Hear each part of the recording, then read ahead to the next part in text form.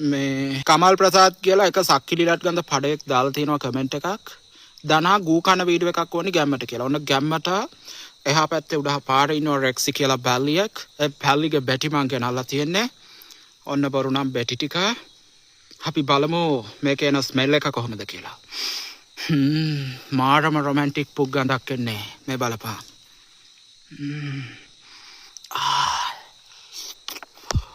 අපි කමු. එකක් කාලා බලමු මොන වගේ ෆීල් එකක්ද එන්නේ කියලා.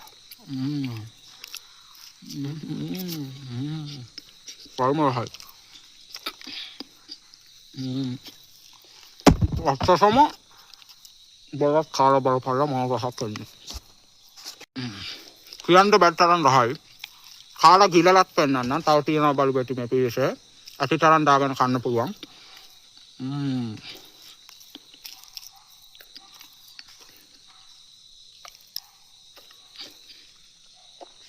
හරිම රහයි.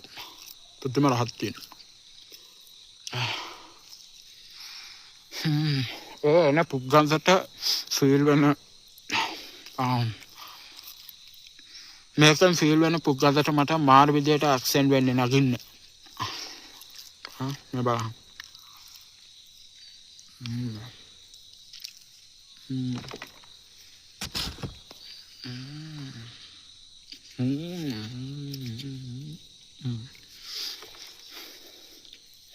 ඔන්න සෝ අපේ පිළිරස් පුග්ගන්ඩයි.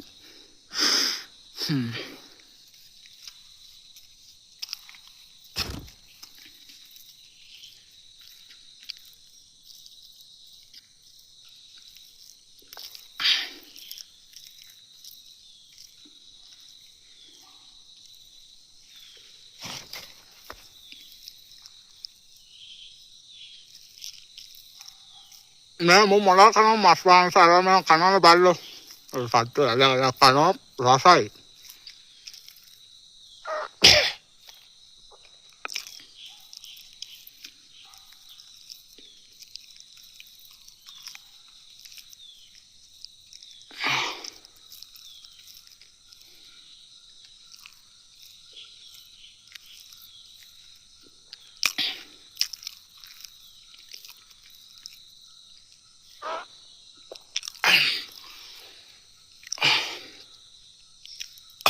හරි